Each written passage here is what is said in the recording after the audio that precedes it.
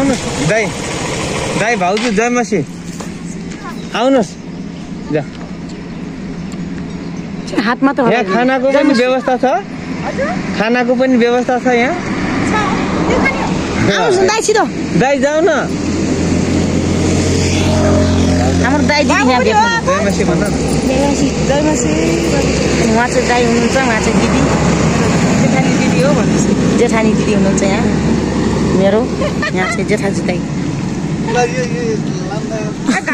चिसो जाडो हुन्छ दाइ पाहाडमा त घामले पोल्दैन लगाउनुहोस् अहिले बिचमा काखमा हाल्नु होला नि के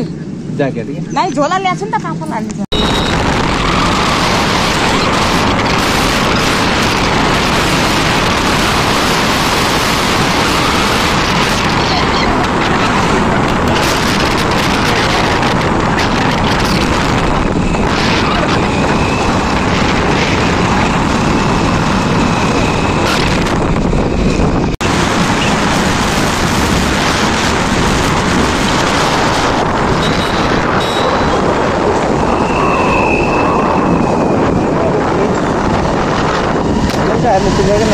एउटा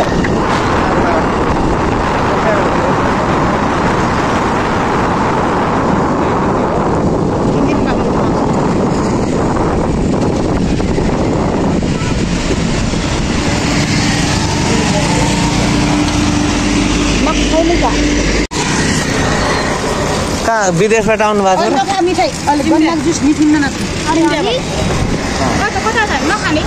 जुस खा कति रुपियाँ माना हो 100 रुपियाँ ठिकै छ होस् हामी घर हो कपुरकोट घर हो कुन छ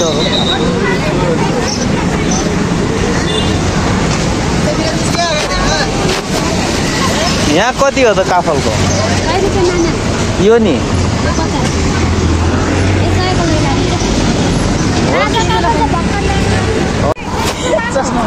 हजुर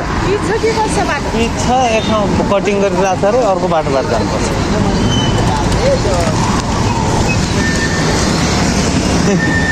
राम्रै छ त्यस्तो नराम्रो त्यस्तो छैन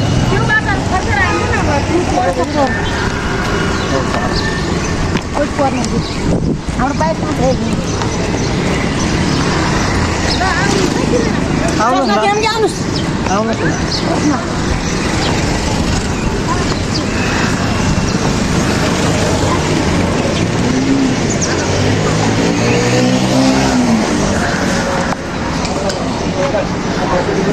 यहाँको साउजी हो कि साउनी हो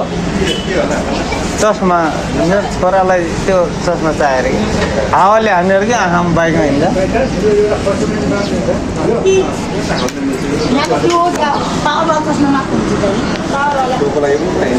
सोको लागि त्यो फुच्चेलाई क्या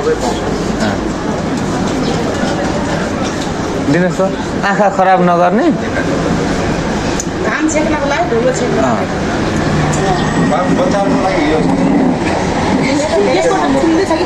यसको त ठुलो मान्छेको जत्रै छ अनुहार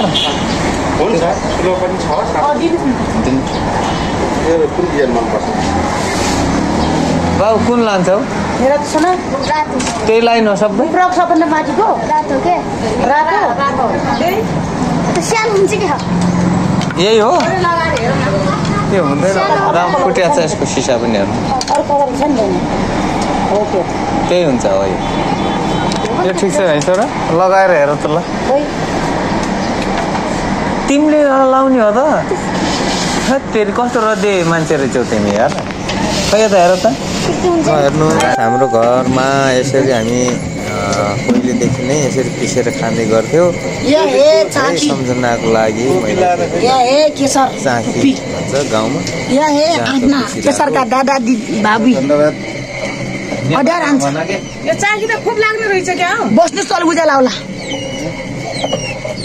चाकी धेरै लाग्ने रहेछ नि म सिरियो पिस्या हरे दिदी यो त्यहाँ राखिदिनुस् चाहिँ दाई केसरको दाई सल्यानमा घुम्न आएको हो अनि भाउजू उता जान्छ यहाँ चाहिँ भाउजू टुप्पीको भाउजू टुप्पीको भाउजूले म भर्खर खोसा ल्याएर टुप्पीको भाउजू टुप्पीको दाई टुप्पीको बुहारी अनि टुप्पीको बुढी र टुप्पीको भाउजूको जानकार छैन आटो पिस्ने बिचारा आटो ढेँडोसँग खाने हो चिया छ बुहारी पर ढेँडोसँग खाने पर होला कि चिया सक्छन् सकियो